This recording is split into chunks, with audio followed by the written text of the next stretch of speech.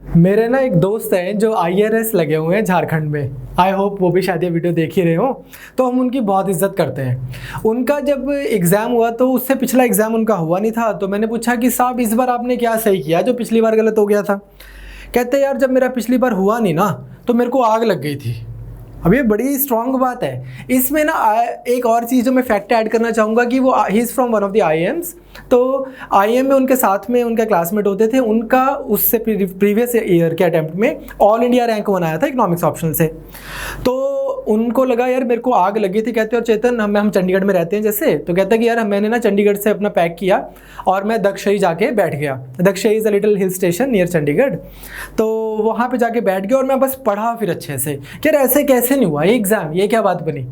और मतलब रो रो के नहीं पड़ा ऐसे क्या रो ही जा रहे हैं, लेकिन कि ऐसे कि यार ऐसे क्यों नहीं होएगा, कितना बड़ा मुद्दा है। और उसके बाद उनका अगले साल एग्जाम हो गया।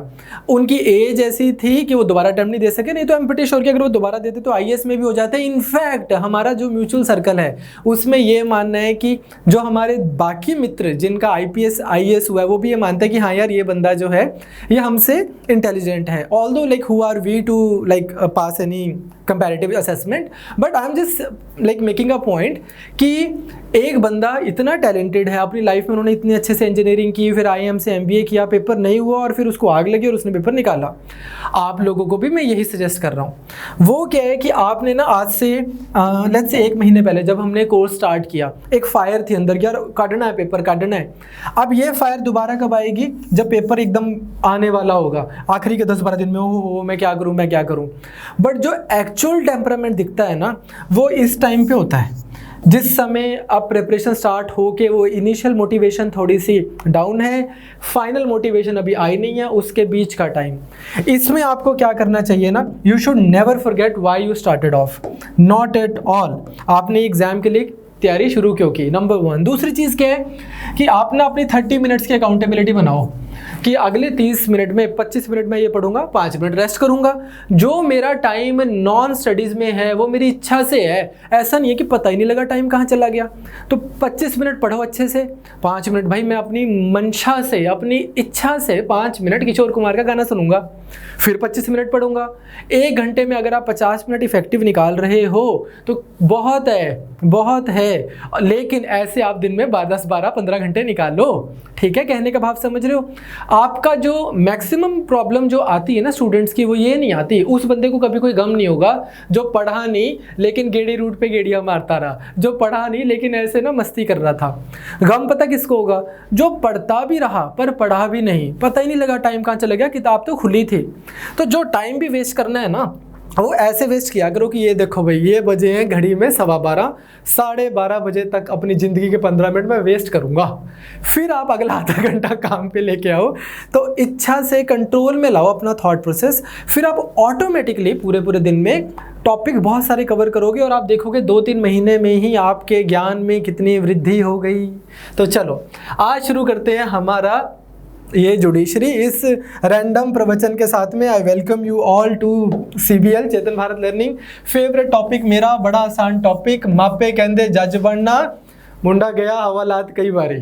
जुडिशरी इतना सिंपल टॉपिक है और बड़ा इंपॉर्टेंट टॉपिक है। प्रीलिम्स में भी काफ़ी प्रिडिक्टेबल साइड ऑफ क्वेश्चंस आते हैं, ऐसा नहीं है कि कुछ भी पूछ रहे हैं, UPSC में भी या फिर प्रोविंशियल एग्जाम्स में भी, मेंस में भी इसकी यही ब्यूटी है।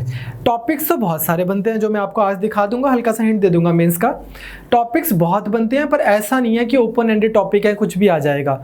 रीजनेबल टेंजिबल प्रॉब्लम्स हैं हमारी जुडिशरी में, बड़ी टेंजिबल से इश्यूज हैं जुडिशरी के, मतलब इस एग्जाम के पर्सपेक्टिव से कि एक ये प्रॉब्लम, उसको आप अच्छे से तैयार करते हो और आपका एग्जाम के लिए आप कॉन्फिडेंट फील करोगे।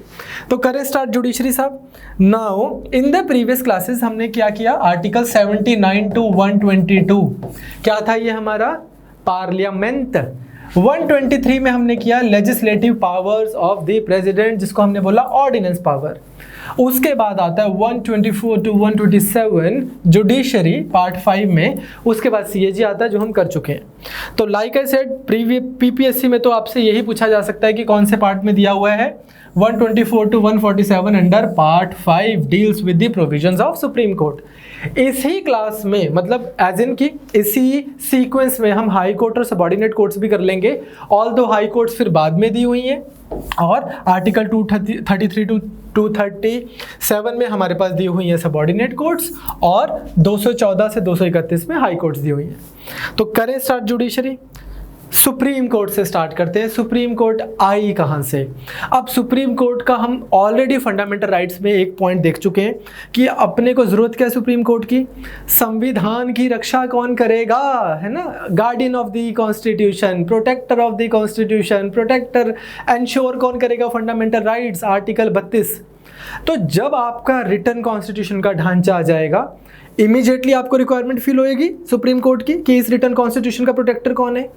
सो ऑब्वियसली पुराने टाइमों में जब हमारी कंट्री में ऐसा सिस्टम है कि एक गवर्नर जनरल है फॉर ऑल प्रैक्टिकल पर्पस, वही तो हमारे लेजिस्लेचर हैं, वही एग्जीक्यूटिव हैं, वही जुडिशरी हैं, तो Supreme Court as an institution होगा नहीं, एग्जिस्ट नहीं करेगा। स्ट्रक्चरली सुप्रीम कोर्ट आपके पास आता है without getting into further details, वो आता है आपके पास में गवर्नमेंट ऑफ इंडिया एक्ट 1935 में। यहाँ पे ही इसी एक्ट के बेसिस पे हमारा संविधान बना। भरत सर आपको कॉन्स्टिट्यूशनल हिस्ट्री जब कराएंगे तो आप देखोगे।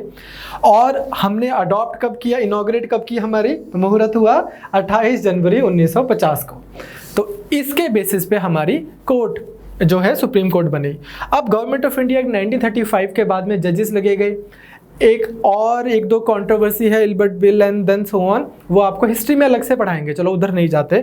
पर अदरवाइज इंडियन जजेस जो लगे गवर्नमेंट ऑफ इंडिया 1935 के बाद जो कोर्ट बनी, उनकी काफ़ी प्रेज होती है, इंडियन जजेस की काफ़ी प्रेज होती है। और ये भी एक हमारा मेंस का टॉपिक रहेगा कि ये कहाँ आ गए, हम यूं ही साथ साथ चलते कि कहाँ। तो इंडियन जजेस के बारे में क्या बोला जा रहा है ब्रिटिश पार्लियामेंट में?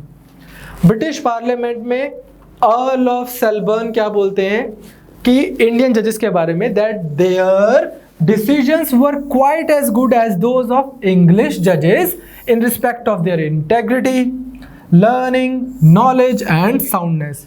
कहते हैं भाई हिंदुस्तानी जज बहुत समझदार हैं, बड़े लॉजिकली कोहेरेंट हैं, तर्क पूर्ण बात करते हैं, लर्नेड हैं, लॉ समझते हैं दुनिया भर का, एंड देन सो ऑन। और आज हमारी कंट्री में अनफॉर्चुनेटली क्या बोला जा रहा है? Not about the judges, but about the judicial system. According to Transparency International's Perception Index, Indian judiciary is the second most corrupt institution in the world, in India, after Indian police. Not in the world, I beg your pardon. Indian judiciary, according to Perception Index, is the second most corrupt institution in India after Indian police. तो ये क्या हुआ? Justice में इतनी problem कैसे आ गई? तो इसको देखते हुए हम थोड़ा सा स्ट्रक्चर बनाते हैं कि हम करेंगे क्या इसमें। तो मैं थोड़ा सा आपको अदरवाइज स्ट्रक्चर बना के दे रहा हूँ प्रीलिम्स और मेंस दोनों के लिए, आप देख लेना। जब हम जुडिशरी पढ़ेंगे, स्पेशली चलो मेंस की बात करते हैं, प्रीलिम्स तो अभी 15 मिनट आधे घंटे में हो जाएगा। इसमें अपने को ना कुछ इश्यूज पता होने चाहिए। पहला इशू ये है कि इंडियन जुडिशरी में रिफॉर्म्स की क्या ज़रूरत है, रिफॉर्म्स। फिर उन रिफॉर्म्स को भी हम फर्दर 2-3 पार्ट्स में डिवाइड कर सकते हैं। सबसे पहला जो रिफॉर्म है वो क्या है? Justice delayed is justice denied. तारीख पे तारीख माय लॉर्ड, तारीख पे तारीख, टाइम। आर्य समाज केस उठा लो, ये नुस्ली वाडिया केस उठा लो, है ना, कितने सारे केस। ऐसा बोलती है अगेन ट्रांसपेरेंसी इंटरनेशनल की रिपोर्ट कि दादे ने केस फाइल किया, बेटे ने केस लड़ा, पोते ने केस विड्रॉ किया। इस तरह के केसेस चलते हैं। The system is so slow, 36 साल से केसेस चल रहे हैं। और सिर्फ सबॉर्डिनेट पेंडेंसी तो इस वजह से बहुत ज़्यादा है। आप देखोगे सुप्रीम कोर्ट में ही हज़ारों केस हैं, हज़ारों लाखों केस नीचे हैं। वो जो केसेस हैं उनको सॉल्व करने के लिए आपके पास गिने चुनती के बंदे हैं, ठीक। तो टाइम के बाद में दूसरा है करप्शन। नॉर्मल आप छोटी कचहरियों में जाओ, अनफॉर्चुनेटली अब यही है।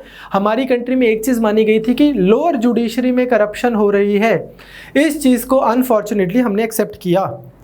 क्योंकि करना पड़ रहा था। पर जो हायर जुडिशरी है वहाँ पे जब केसेस आने लग गए तो फिर काफ़ी ज़्यादा जुडिशरी का भी मोरल डाउन होता है और लोगों का तो होता ही है, क्योंकि ऐसा बोला जाता है कि किसी भी कंट्री की डेमोक्रेसी का लिटमस टेस्ट क्या है कि उसकी जुडिशरी कितना अच्छा कर रही है। अगर जुडिशरी ही खराब है तो फिर न्याय ही नहीं है, तो क्या डेमोक्रेसी। ठीक है, अब आप ऑफलाइन क्लास में बैठे होते तो शायद हमारे शब्द भी अलग होते, तो क्या ही डेमोक्रेसी। करप्शन का इशू है बहुत बड़ा, सो मच सो अगर आप कचहरियों में जाते हो तो सिर्फ यहाँ से करप्शन शुरू हो जाती है कि बाहर में जो बंदा खड़ा है उसको आप बोल रहे हो कि यार मेरे केस का नंबर पहले लगा देना, क्योंकि ये मान के ही चला होते हैं कि यार अगर आपका बाहर एक बंदा बुलाता ना ब्ला ब्ला ब्ला पर्सन, फिर वो कहते हैं हाँ जी हाँ जी हाँ जी, फिर जज साहब सुनते हैं, तो ये मान के गए होते हैं कि यार अगर 12-1 बजे के बाद में आपका नंबर आएगा तो जज साहब ने तारीख ही देनी है, क्योंकि थक गए हैं वो, काफ़ी देर होगी उनको काम करते हुए। ठीक है, तो अब आपको 14 दिन की 21 दिन की जो भी डेट मिलनी है डेट ही मिलेगी, तो वहीं से शुरू हो जाता है। जिस बंदे ने आवाज़ लगानी है वहाँ से आप पैसे देने शुरू करने पड़ते हैं। तो करप्शन का एक बहुत अनफॉर्चुनेटली इशू है जिसको हम टैकल करेंगे, इसके क्या सोल्यूशंस हो सकते हैं उस पर भी बात करेंगे। आईटी देख लो ह्यूमन बींग्स कैसे हो चुके हैं कि हम क्या बोलते हैं, मैक्सिमम करप्शंस के सॉल्यूशंस का हमारे पास में मैक्सिमम करप्शंस की प्रॉब्लम का सॉल्यूशन हम क्या रेफर करते हैं, ह्यूमन लेस इंटरफेस, ऑटोमेटेड कर दो, आईटी कर दो, साला इंसान नहीं होएगा, करप्शन नहीं होएगी। इंसान सुधारना ये ज़्यादा ज़रूरी है, गांधी जी के जो बोलते थे। तो करप्शन के बाद तीसरे जो अपने को रिफॉर्म्स चाहिए वो चाहिए इंस्टीट्यूशनल रिफॉर्म्स। ये बहुत इंपॉर्टेंट है। सबसे पहले यही कि जज साहब कौन है ये लोग, कहाँ से आते हैं, जज कोई बनता कैसे है, पहला तो यही इंस्टीट्यूशनल रिफॉर्म बहुत ज़रूरी है। तो इसमें एक पुराने जज साहब हैं जो आपको मेंस में कराऊंगा, वो बोलते हैं कि यार कुछ जज बैठते हैं, एक हवन सा करते हैं और वहाँ से प्रकट होते हैं एक नए जज। तो बहुत ओपेक सिस्टम है जुडिशरी की, जज साहब की सिलेक्शन का। प्रताप भानु मेहता हैं जैसे हमारे स्कॉलर इंडियन एक्सप्रेस में लिखते हैं, he is very vocal against Indian judiciary. He says that there is no other institution in our country which is so self perpetuating. कभी भी क्या करेंगे, सिस्टम कहते हैं ऐसी तो वर्डिक्ट्स देते हैं जिससे जुडिशरी पे ही पूरे पॉलिटिकल सिस्टम की डिपेंडेंस बढ़ती रहती है। Similarly Arun Jaitley ji in his last days he said कि टेरनी ऑफ अनइलेक्टेड, अपने हिसाब से इन्होंने जुडिशियल सुप्रीमेसी बना दी है कॉन्स्टिट्यूशनल सुप्रीमेसी की जगह इंडियन कॉन्स्टिट्यूशन में। तो कुछ हमें जजेस की सिलेक्शन से रिलेटेड इंस्टीट्यूशनल रिफॉर्म्स चाहिए। दूसरा, कौन सा केस किस जज के पास गया, इससे बहुत कुछ डिपेंड करता है, क्योंकि जजेस भी तो इंसान हैं, उनका भी अपना व्यू पॉइंट है। आई एम नॉट सेइंग कि वो पार्शियलिटी करेंगे या वो कुछ करप्शन करेंगे, बट अदरवाइज हो सकता है जैसे इसी इंस्टीट्यूट में हम 10 लोग पढ़ाते हैं, अब डेथ पेनल्टी को लेके भरत सर का अपना व्यू हो सकता है, राघव सर का अपना, अभिषेक सर का अपना, मेरा अपना। तो डिपेंडिंग ऑन कि डेथ पेनल्टी से रिलेटेड केस कौन से जज के पास गया है उससे कितनी चेंज हो सकती है, जीवन मरण डिसाइड हो सकता है।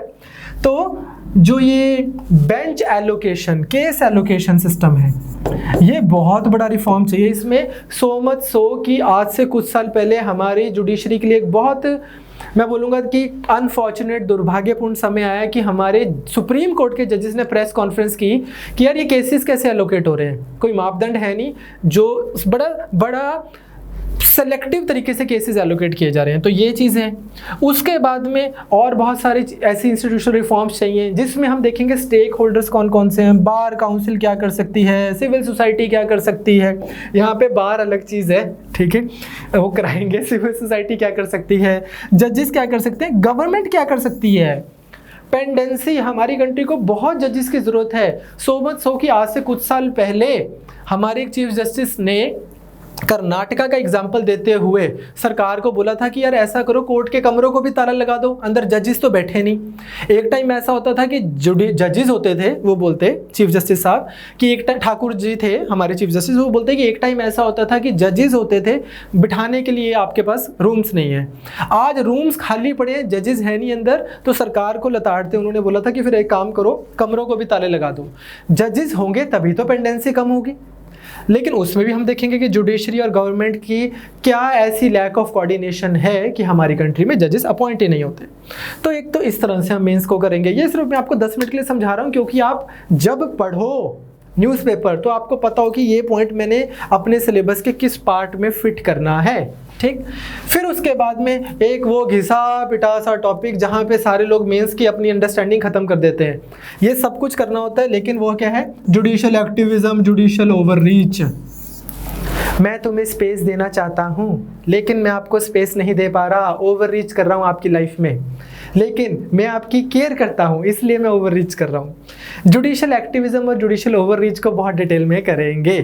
होता क्या है कि हमारी कंट्री में ऐसा मान लिया जाता है कि हमारा ना एक अनफॉर्चुनेटली हमारी एक बड़ी कॉमन सी धारणा बनी हुई है कि हमारे पॉलिटिशियन ख़राब हैं।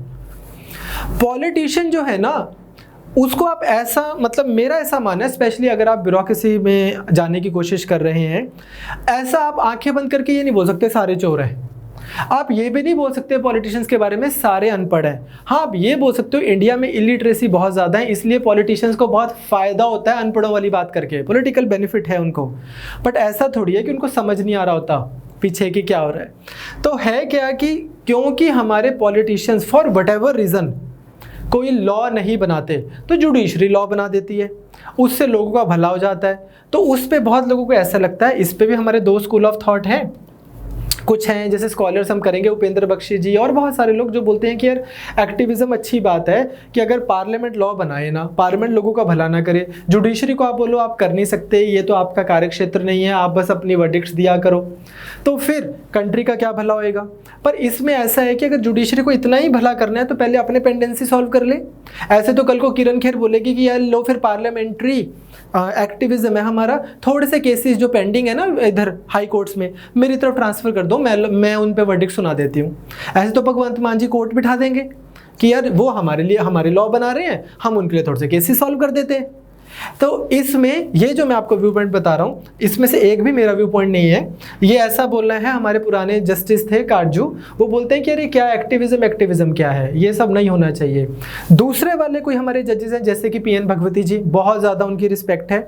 PIL का सिस्टम जो लेके आए उस पर भी क्वेश्चन आया हुआ है, वो बोलते हैं एक्टिविज्म होना चाहिए। तो इस पे भी हम अच्छे से बात करेंगे, activism, overreach and so on, इस तरह से।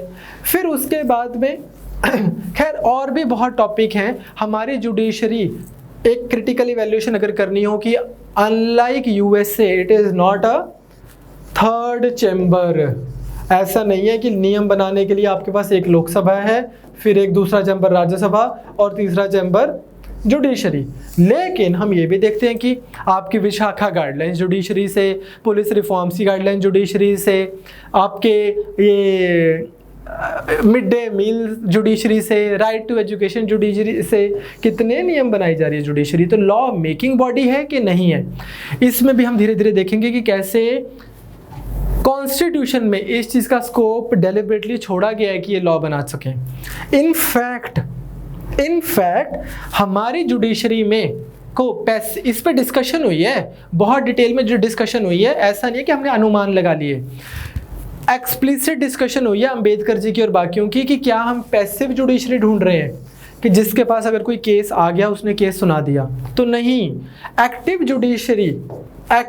जुडिशरी एंटिसिपेट की गई थी कंट्री के लिए और वही एक्टिवली काम भी कर रहे हैं। सो मच सो कि इवन आर्टिकल 36 जो है उसकी भी जो स्टेट की डेफिनेशन है, याद है 12 से 35 फंडामेंटल राइट, 36 में आ गया था DPSP, 36वें आर्टिकल में हमने स्टेट की डेफिनेशन दी थी।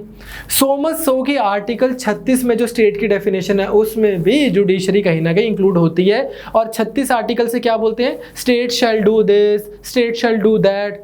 तो सोशल इकोनॉमिक काइंड ऑफ जो आपने अपनी कंट्री में अपलिफ्टमेंट करनी है, उसमें जो सरकार की जिम्मेवारी लगाई है उस सरकार के अंडर ही वो जुडिशरी भी आती है। उस सरकार का ही एक तरह से सरकार बेटर वर्ड नहीं होगा, जो स्टेट की ड्यूटी लगाई है उस स्टेट का ही एक पिलर है जुडिशरी। तो जुडिशरी को भी काम करना है लोगों के लिए। तो आई होप आपको समझ आया कि हम मेंस में कैसे कैसे पढ़ेंगे या किस तरह से आपको पढ़ना चाहिए, कौन से रेलेवेंट इश्यूज़ हैं। तो मास्टर ऑफ रूस्टर इशू जो है कि किस तरह से एलोकेशन हो केसेस की, कौन सा जज कौन सा केस सुने, आपको ये समझ आ गया। आपको आइडिया थोड़ा सा रिफॉर्म्स समझ आ रहे हैं, आपको जजेस कैसे बनते हैं। सबसे बड़ा रिफॉर्म इधर चाहिए कि जजेस की सिलेक्शन कैसे होती है, मेमोरेंडम ऑफ प्रोसीजर क्या होता है, सब करेंगे धीरे धीरे। तो अगर प्रीलिम्स में आएगा तो हम जो अब करेंगे उतना सफिशिएंट है, मेंस के लिए फिर मेंस में देखते हैं। तो चलो स्टार्ट करते हैं हम सबसे पहले सुप्रीम कोर्ट, ठीक है। अमेरिका में जैसा है वैसा ना होते हुए हमारी कंट्री में है साहब इंटीग्रेटेड जुडिशरी। क्या मतलब हुआ, आप देखो भी सबसे ऊपर है सुप्रीम कोर्ट, उसके नीचे high court, and courts which are subordinate to high court are called subordinate courts. Theoretically speaking मुंसिफ से लेके और सेशन जज तक, डिस्ट्रिक्ट कोर्ट्स तक, ये सारी सबऑर्डिनेट कोर्ट हो गई। अब जब भी कोई कानून का उल्लंघन करता है उसके ऊपर केस चलता है सबसे पहले सबऑर्डिनेट कोर्ट में। सबऑर्डिनेट कोर्ट से अगर बंदे को न्याय ना मिले तो फिर हाई कोर्ट में, हाई कोर्ट से अगर न्याय ना मिले तो सुप्रीम कोर्ट में। अब सुप्रीम कोर्ट में बंदा इन थ्योरी कौन से केसेस में जा सकता है, तो क्योंकि हमारी वर्टिकल इंटीग्रेशन है तो सारे केसेस में, चाहे सिविल केस हो, चाहे क्रिमिनल केस हो, चाहे कॉन्स्टिट्यूशनल हो, फिर तो जाना ही जाना है। चाहे सिविल केस हो, चाहे क्रिमिनल केस हो, चाहे कॉन्स्टिट्यूशनल केस हो, चाहे किसी का मर्डर किया है, चाहे डिवोर्स से रिलेटेड मैटर है, जस्ट सो टू से, आप ऐसे ऊपर जा सकते हो।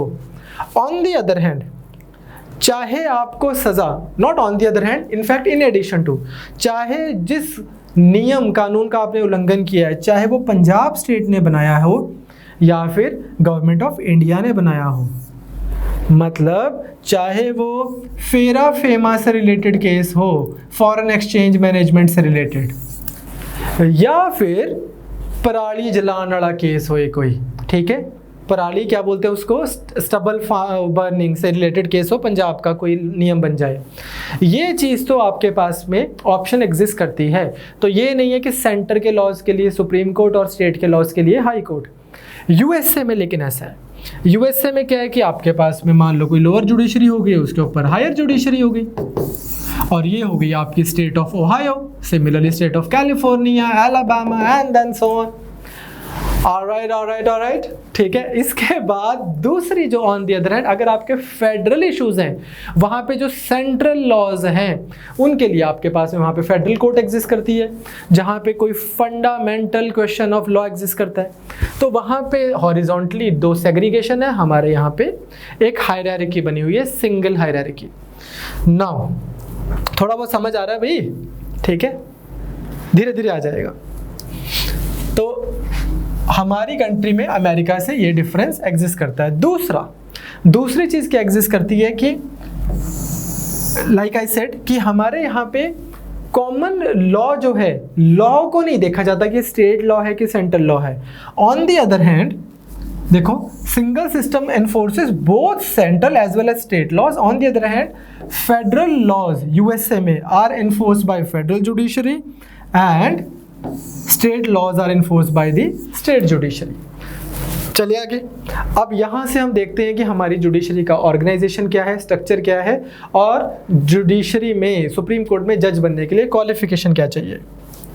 तो सबसे पहले ऑर्गेनाइजेशन, कहाँ पे है हमारी सुप्रीम कोर्ट? दिल्ली में, या फिर उसकी जो न्यायपीठ जो सीट रहेगी वो या दिल्ली में रहेगी या फिर कोई भी ऐसी जगह जहाँ पे पार्लियामेंट चाहे उसको चेंज कर सकते हैं। अब इस पे भी डिस्कशन हुई थी कॉन्स्टिट्यूएंट असेंबली में। अंबेडकर जी से पूछा कि आप दिल्ली क्यों लिख रहे हो, आप ये क्यों नहीं लिख रहे हो, ये क्यों लिख रहे हो साथ में कि इसको चेंज कर देंगे, अगर ज़रूरत पड़ेगी तो चेंज किया जा सकता है जहाँ पे पार्लियामेंट को लगे। इसमें मैं चेक कर लूँगा कि पार्लियामेंट को लगे कि चीफ जस्टिस को लगे, मोस्ट लाइकली पार्लियामेंट को लगे ही है। तो अंबेडकर जी ने बोला यार आज ना हम एक कंट्री बना रहे हैं जिसकी राजधानी है दिल्ली, मान लो कल को इंडिया को लगता है कि राजधानी हमने चेंज करनी है, जो अदरवाइज मेरे पर्सनल व्यू में चेंज हो जानी चाहिए, ठीक है, उसको हम अलग से देखेंगे जब हम वो करेंगे फेडरलिज्म। तो अगर मान लो आपने कैपिटल शिफ्ट करके वहाँ से बना दिया किसी और शहर को, अमरावती को, तो फिर आपको कॉन्स्टिट्यूशनल अमेंडमेंट लानी पड़ेगी। अंबेडकर जी बोलते हैं अमेंडमेंट लानी पड़ेगी उसकी सीट को चेंज करने के लिए सुप्रीम कोर्ट की। तो अगर मैं लिख दूंगा तो अमेंडमेंट नहीं लानी पड़ेगी, बस वहाँ से सीधा चेंज हो जाएगा। तो इससे विजनरी थे आप। हमें ना अंबेडकर को बड़े अलग तरीके से पढ़ाया जाता है इंस्टीट्यूट्स में। Bharat sir and I had a long discussion. एक पॉलिटिकल थिंकर उस टाइम का, जिनके व्यूज़ में कोई डिस्क्रिपेंसी नहीं है, इतनी कोहेरेंस है ना अम्बेडकर जी के व्यूज़ में कि हम ना बड़ा कलर्ड तरीके से पढ़ते हैं अम्बेडकर जी को, या हमें अम्बेडकर जी आंखें बंद करके पसंद है, या हमें अम्बेडकर जी आंखें बंद करके नापसंद है। हमें से मतलब है बहुत सारे लोगों को। बट अगर आप बहुत ज़्यादा न्यूट्रल होकर अम्बेडकर जी को पढ़ो तो आपको एक चीज़ पक्का मिलेगी कि व्यू चाहे आपको उनके पसंद आए ना आए, लेकिन जो व्यू की क्लैरिटी और कोहेरेंस है वो बहुत ज़्यादा मतलब वो है, ऐसा नहीं है कि यार वो कि कॉग्निटिव डिसोनेंस नहीं है कि बस ये मैंने मान लिया और बस बात खत्म होगी। फैक्ट्स लॉजिकली चलते हैं काफ़ी। खैर, coming back to judiciary, Supreme Court की ऑर्गेनाइजेशन में स्टार्टिंग जब की थी तो बोला गया कि यार 8 जज होंगे, एक हमारे चीफ जस्टिस साहब, चीफ जस्टिस ऑफ इंडिया, और 7 बाकी जजेस। धीरे धीरे केसेस बढ़ते गए और जजेस की रिक्वायरमेंट भी बढ़ती गई।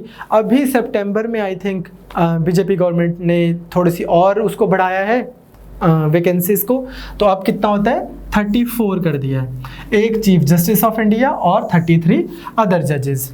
हमारे जो पहले चीफ जस्टिस थे, with due respect and humble, सिर्फ बच्चों को याद करवाने के लिए ये चीज़ बोल रहा हूँ मैं, सब बहुत रिस्पेक्टफुली। हम बोलते हैं ना कानून अंधा है, कानून के आँखों में पट्टी है, वैसे ही बस याद करवाने के लिए हमारे सर ने हमें ऐसे याद करवाया था कि पहला कौन होएगा, जस्टिस कानिया, ठीक है। तो justice H Kania was the first chief justice of India. ये फैक्ट्स के साथ अब यहाँ पे आता है कि ये 1 और ये 33, ये 34 लोग जो है, इनकी क्या क्वालिफिकेशन होनी चाहिए, यहाँ पे पहुँचने के लिए आपको क्या क्वालिफिकेशन चाहिए। तो क्वालिफिकेशन है साहब 2। एक तो फिक्स्ड है, वो क्या है, he should be a citizen of India. दूसरी अब इनमें से कोई भी हो सकती है, and he should have been a high court जज फॉर 5 years, 5 साल तक हाई कोर्ट के जज रहने चाहिए किसी में, या ऑल है, ठीक है, या he should have been high court advocate for 10 years, 10 साल तक किसी हाई कोर्ट में एडवोकेट रहने चाहिए, या और a distinguished jurist in the opinion of the president, राष्ट्रपति महोदय के हिसाब से वो एक बहुत उच्च कोटि के जूरिस्ट होने चाहिए, लॉ के ज्ञाता बहुत बड़े। तो वो जो बंदे हैं वो बन सकते हैं हाई कोर्ट के सुप्रीम कोर्ट के जज। अब यहाँ पे एक सवाल आता है, वो सिंपल सा सवाल क्या है कि हमारी कंट्री में कितने सारे हाई कोर्ट्स, बाई 24 के आसपास, Punjab and Haryana and Madras and this and that, उसमें कितने सारे ऐसे जजेस जो 5 साल से ज़्यादा मान लो जज रहे हैं, और कितने ही सारे एडवोकेट्स जिनको 10 साल से ज़्यादा का तजुर्बा है, और कंट्री में डिस्टिंग्विश जूरिस्ट तो पूछो ही ना, कोई एंड ही नहीं है हमारी कंट्री में। तो ये जो इतना बड़ा समुद्र है, इस समुद्र में ऐसा कौन सा मंथन होता है कि यहाँ से कुछ लोग इस तरह से जाके ये बन जाते हैं ये सुप्रीम कोर्ट के जज। तो ये मैं क्यों बोल रहा हूँ, अपॉइंटमेंट अलग चीज़ है और क्वालिफिकेशन रिक्वायरमेंट अलग चीज़ है। Just because you meet the qualification does not mean that you get appointed. Just like आप पेपर दे रहे हो, अब आपके पास ग्रेजुएशन है, आपने 10वीं में पंजाबी की हुई है, आप 21 साल से बड़े और 38 साल से कम हो, तो इसका मतलब आप PCS बन सकते हो। आप यहाँ पे फॉल कर रहे हो, इसका मतलब ये नहीं है कि आप PCS बने ही बैठे हो, उसके लिए तो आपको एक एग्ज़ाम क्लियर करना पड़ेगा। यहीं पे सारा मुद्दा है। अब मुद्दा क्या है कि ये जो अपॉइंटमेंट प्रोसेस है ना, ये हमारे कॉन्स्टिट्यूशन में एक तरीके से दे दिया गया।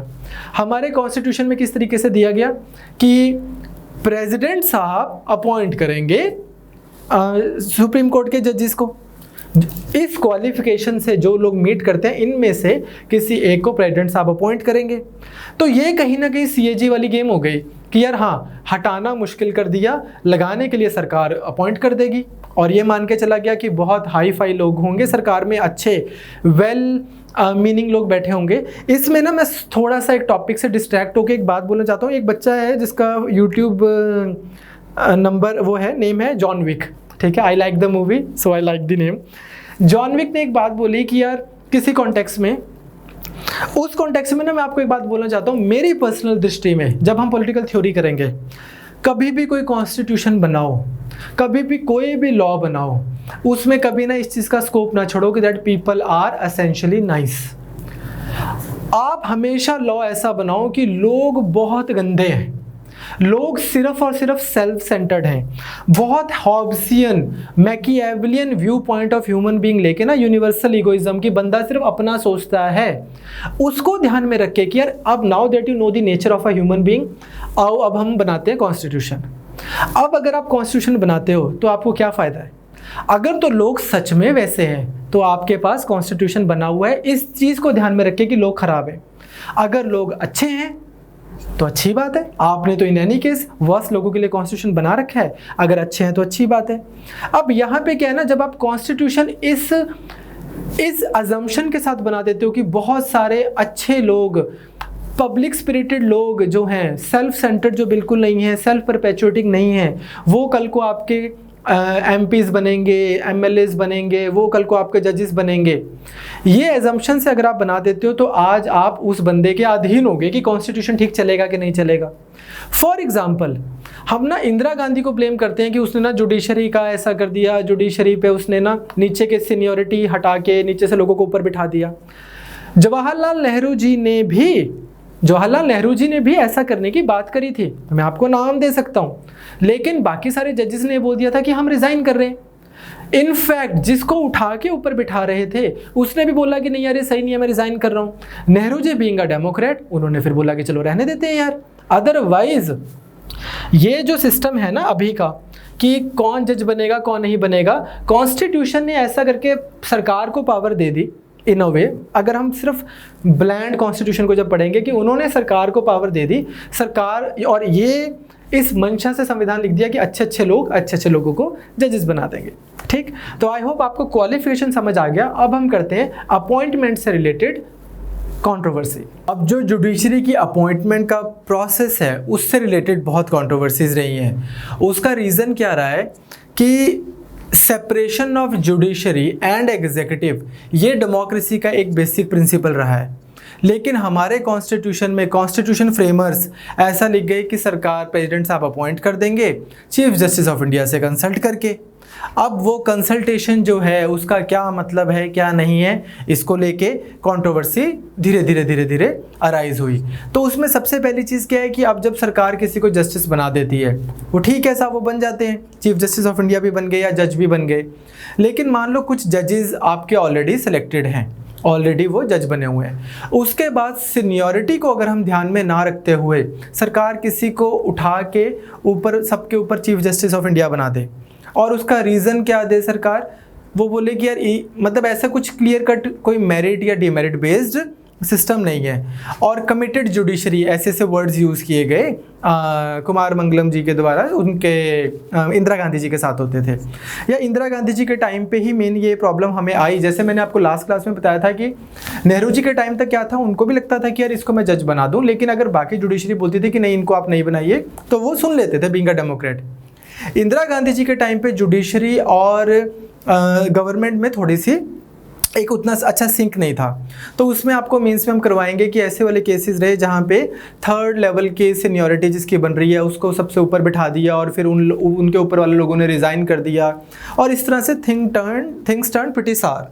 तो यहाँ से हमारी सारी जो है कंट्रोवर्सी निकल के आती है ओवर द अपॉइंटमेंट ऑफ जजेस। लेकिन इससे क्या हुआ है कि जुडिशरी के पॉइंट ऑफ व्यू से भी अगर आप देखो तो उन्होंने कुछ ऐसी चीज़ें इन्वेंट कर दी जुडिशरी के अपॉइंटमेंट में, वे जो कहीं पे लिखी नहीं हुई कॉन्स्टिट्यूशन में। वो बोलते हैं कि हमारी इंटरप्रिटेशन ये है। अब इसमें ना मतलब हम मेंस में जाएंगे तो आपको बहुत सारे टॉपिक्स बनते हैं अपॉइंटमेंट से रिलेटेड। पहला तो ये बनता है जो हम मतलब लोअर जुडिशरीज की अगर बात करें कि हमारी कंट्री में ना जैसे ये होता है कि जितने लोग हैं जिन्होंने ग्रेजुएशन की है वो एग्ज़ाम देते हैं, जिसका रैंक आता है वो IAS बन जाता है, जिसका रैंक आता है वो IPS बन जाता है। एक ट्रांसपेरेंट सिस्टम एग्जिस्ट करता है। एक बॉडी है यूपीएससी, उसका कोई बच्चा सगा नहीं है, कोई पराया नहीं है, ठीक है। और from rickshaw puller to the president of India सबके बच्चे एग्जाम दे सकते हैं, एक क्वालिफिकेशन सेट है। वैसे ही एक आइडिया जिसके बारे में बात की जाती है वो ये की जाती है कि लोअर जुडिशरी से एक सिस्टम स्टार्ट कर दिया जाए कि पूरे इंडिया में ऑल इंडिया जुडिशियल सर्विसेज का एग्जाम ले लिया करो। लिख दो कि यार रिक्वायरमेंट है क्वालिफिकेशन, या तो आपके पास लॉ होनी चाहिए, चाहे आप ये लिख दो कि ग्रेजुएशन जिसने लॉ की हुई है वही पेपर दे सकता है, फिर आप ऐसे ही पेपर रख लो, उस हिसाब से आप नीचे की जुडिशरीज में एग्जाम लेना शुरू कर दो। फिर आप नीचे के एग्जाम लेते हुए वहाँ से हाई कोर्ट में एग्जाम हो गए, उसके बाद में वो जो इधर जजेस बन गए फिर हाई कोर्ट्स में एग्जाम होते हैं, मतलब ऊपर चला जाता है डिपेंडिंग ऑन अदर, मतलब एग्जाम से मतलब not written exam high court के जजेस का, बट कोई क्राइटेरिया बनाया जाए, एक मेमोरेंडम ऑफ प्रोसीजर हो। अभी क्या हो गया कि पहले ये था कि सरकार का जिसको मन कर रहा है उसको वो जज लगा देगी। इंदिरा गांधी के केस में जैसे मैंने बोला कि नीचे से उठा के आप किसी को ऊपर लगा देते हो, जो उनको लग रहा है कि कमिटेड जुडिशरी है, हमारे हिसाब से हमें उसके व्यू पॉइंट ठीक लग रहे हैं, इन जज साहब के सरकार को व्यू पॉइंट ठीक लग रहे हैं। अगर सरकार का किसी के साथ में केस होगा और इन जज साहब के पास जाएगा तो ये जज साहब समझेंगे कि सरकार क्या करना चाह रही है, पर यहाँ से तो पॉइंट ही डाइल्यूट हो जाता है इंडिपेंडेंट जुडिशरी का। But on the other hand अब अगर हम इसका सोल्यूशन हम ये निकालते हैं कि यार जज कैसे लगेगा, ये सिर्फ जज ही बताएंगे, इसीलिए तो ऐसे बोला जाता है कि Indian judiciary has become the most powerful judiciary in the world for a very simple reason that Indian judiciary is not only acting like a law making body. हम ना आज स्कोप नहीं है उतना, प्रीलिम्स के लिए पढ़ रहे हैं, अदरवाइज आर्टिकल 241 का जो फर्स्ट क्लॉज है उसमें ना एक चीज लिखी हुई है कि subject to the other provisions of the constitution parliament shall make laws throughout the territory for the entire territory of India. अब subject to other provisions of the constitution का वो मतलब निकाला गया है ना कि इसका मतलब पार्लियामेंट लॉ बना सकता है सब्जेक्ट टू कि जुडिशरी ने गाइडलाइंस ना दी हो, subject to this, subject to that. खैर आज अभी इसमें नहीं जाते हुए मैं आपको बस ये बताना चाहता हूँ कि जो जुडिशियल अपॉइंटमेंट्स हैं ये एक हमारी कंट्री में एक ऐसा प्रोसेस है जिसमें बहुत रिफॉर्म्स की ज़रूरत है। तो चलो इसके साथ में हम देखते हैं कि किस तरह से जो एग्जिस्टिंग सिस्टम है वो किस तरह से इवॉल्व किया हमारी कंट्री में जजेस की अपॉइंटमेंट का। इसमें सबसे पहला ग्राउंड जीरो तो आपको पता लग गया कि कॉन्स्टिट्यूशन में लिख दिया था कि प्रेसिडेंट साहब अपॉइंट कर देंगे। अब आपको ऑलरेडी प्रेसिडेंट पढ़ चुके हो तो आपको पता है कि इसका मतलब क्या, in other words government appoint कर देगी, लेकिन जिसको अपॉइंट करेगी वो चीफ जस्टिस साहब से कंसल्ट करके करेगी। तो जब सुप्रीम कोर्ट ने डिफरेंट केसेस में उस चीज़ की इंटरप्रिटेशन की प्रेसिडेंट अपॉइंट करेंगे चीफ जस्टिस से कंसल्टेशन करने में, वो अलग अलग इंटरप्रिटेशन दी है। सबसे पहले इन फर्स्ट जजेस केस सुप्रीम कोर्ट ने बोला कि जी कंसल्टेशन जो करनी है इसका मतलब कंकरेंस नहीं है, इसका मतलब सिर्फ कितना है, exchange of views. In other words मान लो कुछ किसी को जज लगाना है, आज प्रेसिडेंट साहब ने पूछ लिया चीफ जस्टिस ऑफ इंडिया साहब से, इन्होंने बोला यार मेरे को ठीक नहीं लग रहा। अगर नहीं लग रहा, प्रेसिडेंट साहब को लगता है कि इनके व्यू की आपको रिस्पेक्ट करनी है और इनको जज नहीं लगाना तो भी ठीक है, अगर इनको लग रहा है कि लगाना है तो भी ठीक है। एक्सचेंज ऑफ व्यूज है, nothing more than that. Chief justice of India के पास उससे ज़्यादा पावर नहीं है। लेकिन बाद में आपको पता है कि जुडिशरी अपनी अर्लियर जजमेंट या अपने अर्लियर व्यू पॉइंट को सेल्फ करेक्टिंग बॉडी है, चेंज कर सकती है। तो इन द सेकेंड जजेस case 1993 court reverse it's stand और इन्होंने क्या बोला, कहते कि नहीं यार यहाँ पे थोड़ी गलती हो गई, गलती से मिस्टेक हो गया। कंकरेंस का मतलब कंसल्टेशन का मतलब कंकरेंस है। इसका मतलब क्या है कि जो advice which will be tendered by the Chief Justice to the President in the matters of appointment shall be binding. However, CJI would tender his advice after consulting two of his senior most colleagues. अब इसका simple सा मतलब क्या हुआ कि आज यहाँ से एक कोलिजियम सिस्टम स्टार्ट हो गया। क्या होगा, प्रेसिडेंट साहब हैं plus chief justice of India. Second जजेस केस में बोलते हैं कि हमारे पास एक, मान लो उस आज की अगर हम बात करें, हमारे पास एक चीफ जस्टिस ऑफ इंडिया है और 33 और पोस्ट हो गई। तो इन 33 पोस्ट में से 2 वैकेंसीज हैं और 2 लोगों को जज बनाना है।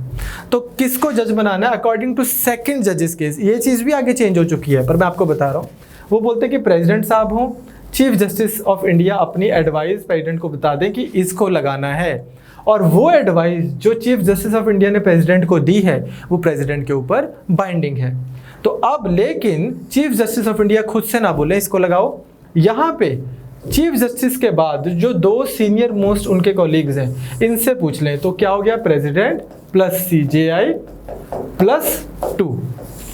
However, if you look carefully, CJI has been given the final decision making power।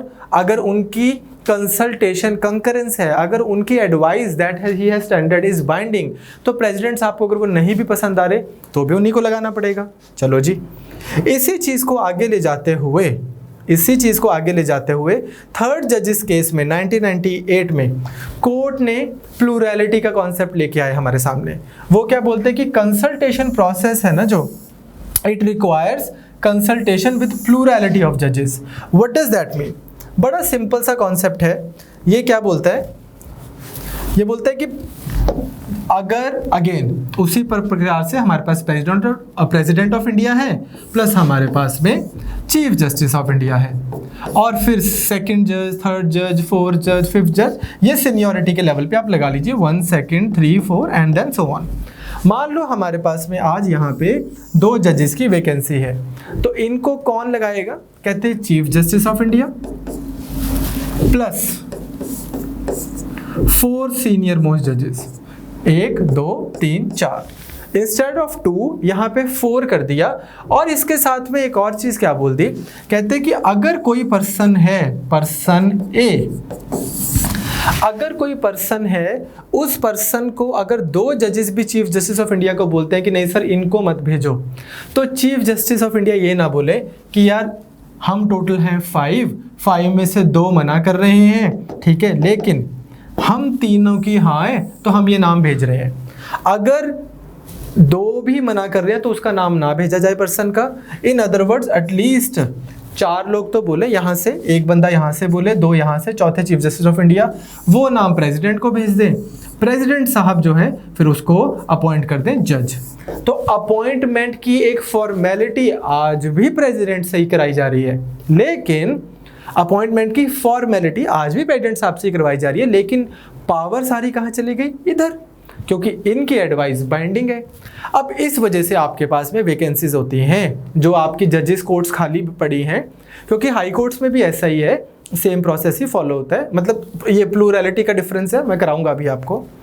अब यूजुअली क्या होता है प्रोसेस, इसको अगर हम छोड़ दें कॉन्स्टिट्यूशन को, तो होता है क्या है कि जजेस ने नाम भेज दिए सरकार को, सरकार होम मिनिस्ट्री के पास यूजुअली नाम चले जाते हैं, फिर वो ना उन जजेस की थोड़ी सी बैकग्राउंड चेक कर लेते हैं कि IB की उनकी रिपोर्ट, उनका पुराना criminal record and this and that, और जो भी उनको करना होता होगा, जो भी उनका प्रोसीजर होता होगा, फिर जो नाम इधर गए ये अप्रूव कर देते हैं और वो बंदा जज लग जाता है।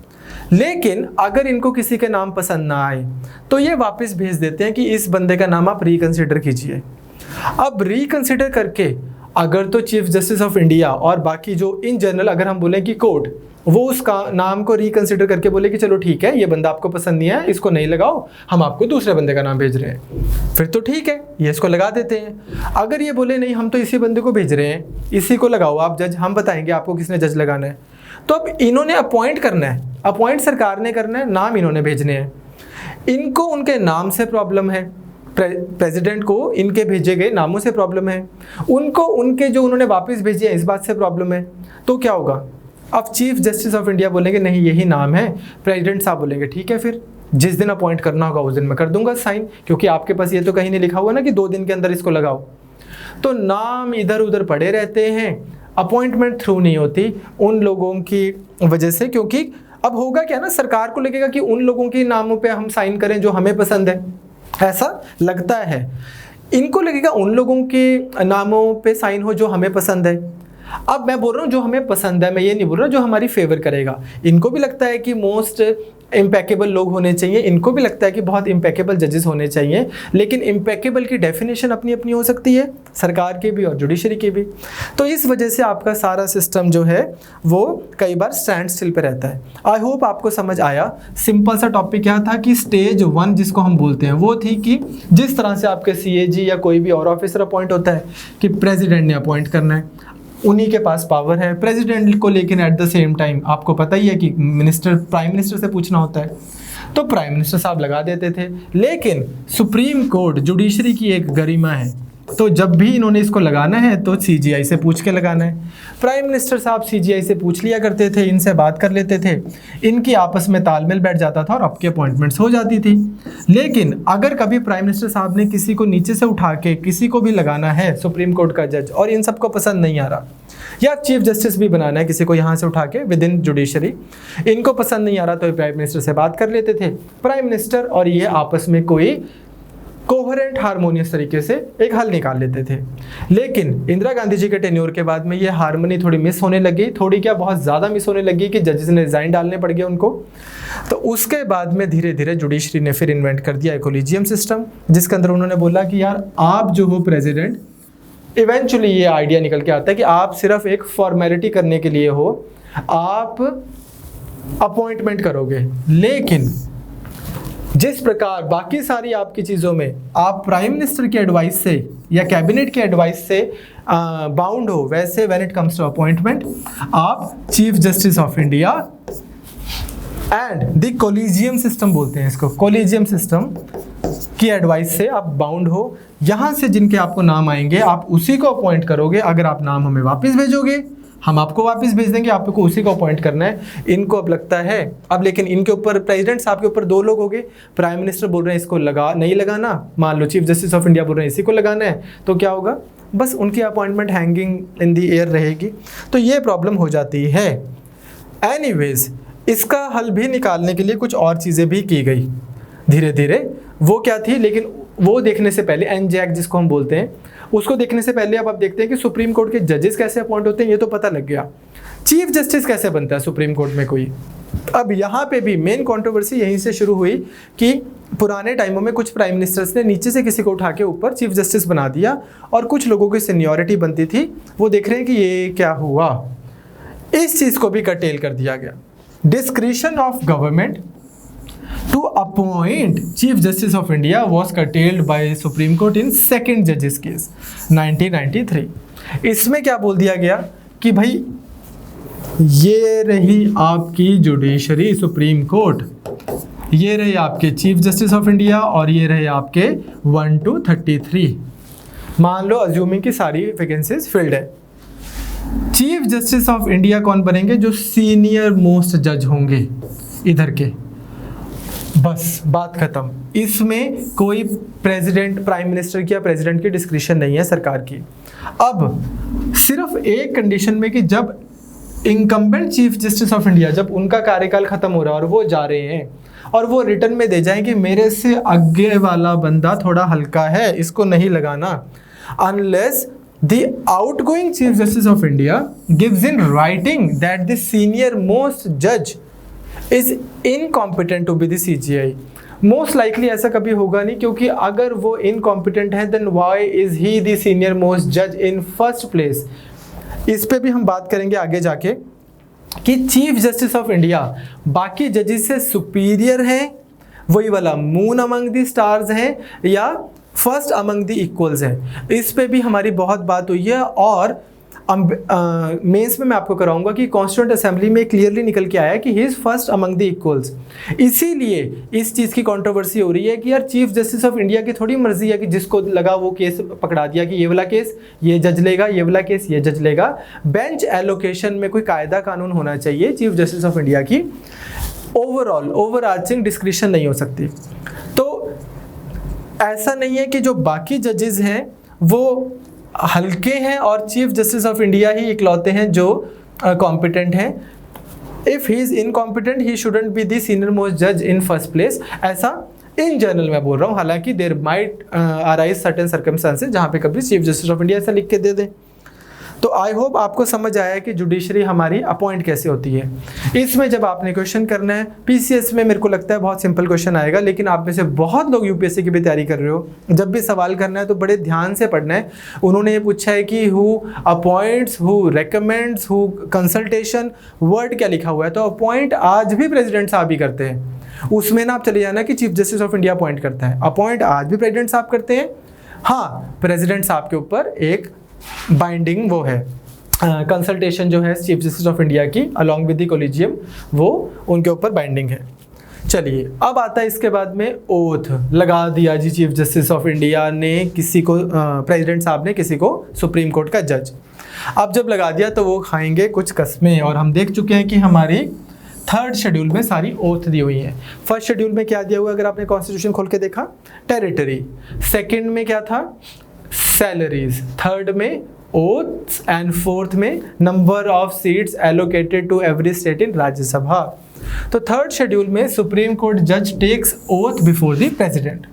क्या है, to bear faith and allegiance to the constitution, to uphold the sovereignty and integrity, to duly and faithfully perform the duties of office without fear, favour, affection और इल विल। ये तो आप तुक्के से भी अंदाजा लगा सकते हो कि you would expect judiciary to perform their duties without fear or favor, affection or ill will, and to uphold the constitution and the law। अब लगते कैसे हैं जज साहब, पता लग गया कितनी देर के लिए। अब उसकी कोई मिनिमम एज क्वालिफिकेशन तो दे नहीं रखी कि 35 साल से ऊपर का बंदा लगेगा या 30 साल से ऊपर का बंदा लगेगा, लेकिन कोई फिक्स टेन्योर भी नहीं दे रखा कि 5 साल के लिए कोई जज रहेगा या 7 साल के लिए रहेगा। एक एज वैसे दे रखी है कि कॉन्स्टिट्यूशन में कि until the person attains the age of 65, जब तक कोई पर्सन 65 का नहीं हो जाता तब तक वो चीफ जस्टिस ऑफ इंडिया रह सकते हैं। ठीक है, कब लग सकते हैं वो, चाहे आप 49 में लग जाओ, या टेक्निकली स्पीकिंग चाहे आपको 40 साल में बना दे सुप्रीम कोर्ट का जज, है भी हैं, डिपेंड करता है कि आप कौन सी फैमिली से आ रहे हो। ठीक है, ये जोक था। ठीक है, नाउ बट ये बड़े लोग ना ऐसे बोलते हैं कि जजेस के बेटे ही जजेस बनते हैं, ऐसे वाले बहुत सारे आर्गुमेंट्स दिए जाते हैं जो ना ऑन पेपर फैक्चुअली करेक्ट हो सकता है, लेकिन एट द सेम टाइम ऐसा भी कमी देखा गया है। अगेन मैं I am not defending anybody, ठीक है, मैं जज नहीं लगा, ना मेरी फैमिली में कोई जज है, पर I am not defending anybody, but ऐसा भी देखा गया कि अगर जजेस के बच्चे जज लगते हैं तो नॉट लाइक कि वो बहुत इनकॉम्पिटेंट होते हैं, नॉट अदरवाइज। प्रॉब्लम इस चीज़ से नहीं है कि जजेस के बेटे जजेस क्यों लग रहे हैं, प्रॉब्लम ये है कि प्रोसेस ओपेक है। प्रोसेस एकदम कर देना चाहिए ट्रांसपेरेंट, फिर चाहे सिर्फ और सिर्फ जजेस के बच्चे ही एग्जाम क्लियर करके जज बन जाएं, कोई प्रॉब्लम नहीं है।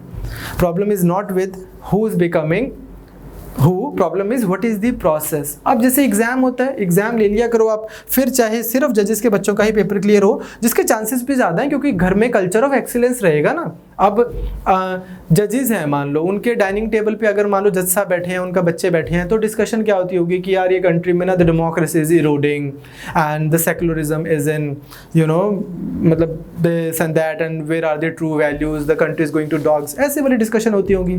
अब जो कोई हमारे जैसे कोई आम आदमी है, उसके घर पे फिर वही डिस्कशन है कि यार पड़ोसी ने फिर गेट के आगे स्कूटर लगा दिया, तो मतलब मुद्दे ही अलग है, उनके मुद्दे ये लगे, तो हो सकता है वो इन फर्स्ट प्लेस बेटर हो, पर एग्जाम दे के आओ अगर आप बेटर हो तो। नाउ रिमूवल ऑफ जजेस। अब भाई contrary to popular belief, I am categorically stating, contrary to popular belief impeachment होती है सिर्फ प्रेसिडेंट की, उसके बाद सबकी होती है रिमूवल। संविधान में इम्पीचमेंट का प्रोसेस है सिर्फ प्रेसिडेंट साहब का, उसके बाद में सबकी होती है रिमूवल, इंक्लूडिंग सुप्रीम कोर्ट के जजेस। क्या मतलब बना इस बात का, मैंने आपको पूछा भी था कि इम्पीचमेंट और रिमूवल में, पहला तो यही आप याद रखना कि होगी किसकी, सिर्फ प्रेसिडेंट की इम्पीचमेंट, रिमूवल एवरीबडी एल्स। कैसे, जिस समय हाउस 1 ने मान लो एक लॉ वो आ गया, बिल आ गया, रेजोल्यूशन आ गया कि हाउस साहब जज साहब को हटाना है, ये सही नहीं काम कर रहे, जो भी ग्राउंड है वो मैं आपको बता देता हूँ। हाउस 1 ने उसको अप्रूव कर दिया, हाउस 2 ने उसको अप्रूव कर दिया, बात चली गई प्रेसिडेंट साहब के पास, प्रेसिडेंट साहब ने साइन कर दिए, और ये सुप्रीम कोर्ट के जज साहब हैं, अब ये रिमूव हो जाएंगे। ऑन दी अदर हैंड आज हमने प्रेसिडेंट साहब को ही हटाना है, प्रेसिडेंट साहब को। हाउस 1 ने अप्रूव कर दिया, हाउस 2 ने अप्रूव कर दिया, एंड दैट्स इट। अब ये नहीं बोलेंगे प्रेसिडेंट साहब को कि आप भी तो अपने साइन कर दो कि आपको हटाया जा रहा है, ह्यूमिलेट थोड़ी करेंगे। इन अदर वर्ड्स, खैर रीजन ये नहीं है, इन अदर वर्ड्स एक प्रोसेस प्योरली लेजिस्लेटिव है, इम्पीचमेंट का प्रोसेस प्योरली लेजिस्लेटिव एक्शन है। अगर आप देखोगे कि law making body 1 which is your Lok Sabha, law making body 2 which is your Rajya Sabha, उसने हटा दिया तो बंदा हट गया। But removal is requires executive action, that is your president must sign. Okay, clear, उनके साइन चाहिए। चलिए, नाउ रिमूवल कैसे होता है सुप्रीम कोर्ट के जजेस का, अगर हटाना हो, लगाना और हटाना। हटाने में पहले तो ग्राउंड्स बड़े क्लियर से दिए हुए हैं। कहते हैं कि प्रूवन मिसबिहेवियर और इनकैपेसिटी। प्रूवन मिसबिहेवियर का मतलब ये नहीं है कि यार बड़ा गुस्से में बात करते हैं जज साहब। प्रूवन मिसबिहेवियर इनकैपेसिटी का मतलब यहाँ पे है, जैसे Punjab and Haryana high court के एक बार एक जज साहब थे लेट 1980s में, उनके खिलाफ पार्लियामेंट में प्रोसीडिंग्स चली थी। कपिल सिब्बल साहब उनके जज वो होते थे, वकील थे उसमें। तो जज, किसी भी जज को हटाना ना के बराबर ही मुश्किल है, क्योंकि बहुत स्ट्रॉन्ग मेजॉरिटी चाहिए। जितना संविधान को अमेंड करना मुश्किल है, उतना ही जज साहब को हटाना मुश्किल है। तो प्रूवन मिसबिहेवियर में जैसे कि अगर सारी बार लिख के दे दे कि यार ये ना करप्शन कर रहे हैं जज साहब, और फिर उसके बाद में वो पार्लियामेंट में जाए बात, वहाँ पे स्पीकर साहब उस रेजोल्यूशन को अप्रूव करें कि चलो ठीक है, मैं इस रेजोल्यूशन पे इसको मैं सीरियसली ले रहा हूँ, और फिर वहाँ से फिर इंक्वायरी बैठे, फिर सारा प्रोसेस होता है जब, तो उसके बाद में पार्लियामेंट कभी ये सोचेगा कि आओ जज साहब को हटाएं, अदरवाइज इस पे बात भी नहीं होगी। तो अ जज may by writing under his hand address to the president resign, खुद से तो रिजाइन कर ही सकते हैं, पर रिमूव कैसे किया जा सकता है? कैसे? सिर्फ और सिर्फ shall not be removed except, that's why I'm saying it's a removal, not the impeachment, by the order of the president passed by each house by special majority। दोनों हाउसेज में स्पेशल मेजोरिटी से ही आप जज को remove कर सकते हो। Special majority I hope आपको याद है, absolute majority plus 2/3 of present and voting. House में टोटल कितने लोग हैं, टोटल कितने थ्योरेटिकल वैकेंसीज हैं, उसकी 50% plus 1 of total majority plus 2/3 of president voting, और ये दोनों हाउसेज में हो, फिर जाके आप प्रेसिडेंट साहब को रिमूव कर सकते हो। तो यू कैन वेल इमेजिन कि हाउ डिफिकल्ट इट, प्रेसिडेंट बोल रहा हूँ, बेग योर पार्डन, जज साहब को रिमूव कर सकते हो। You can well imagine how difficult it is, and to some extent rightly so, ठीक है, to great extent in fact rightly so. जजेस must have security of tenure, ये तो बहुत ज़रूरी है जजेस को देना। A removal motion signed by 100 members in the case of Lok Sabha and 50 members in the case of Rajya Sabha is to be given to the speaker or the chairman। 100 बंदे बोलेंगे या लोकसभा में या राज्यसभा में 50 लोग लिख के देंगे तो ही इस चीज़ को सीरियसली भी लिया जाएगा, ठीक। स्पीकर मे एडमिट और refuse the motion, if admitted फिर क्या होगा, इन्वेस्टिगेशन होगी, इंक्वायरीज होंगी और फिर रिमूवल स्टार्ट की जाएगी, ठीक। तो आई होप आपको अपॉइंटमेंट समझ आ गया है और रिमूवल समझ आ गया। क्वेश्चन इसमें से काफ़ी रेगुलरली आता है। नेक्स्ट आता है सैलरी। सैलरीज एंड अलाउंसेस में क्या है कि they are determined by the parliament, but they can not be varied to their disadvantage after their appointment except during the financial emergency. अब फाइनेंशियल इमरजेंसी ना हम थोड़ी देर में करेंगे, थोड़े 2-4 दिन में। इस पे ना अदरवाइज मैं इतना बता के छोड़ देता, भरत सर ने थोड़ी इंसिस्टेंस की है कि इस पे ना बच्चों को कन्फ्यूजन रहती है, तो आप सुन लो।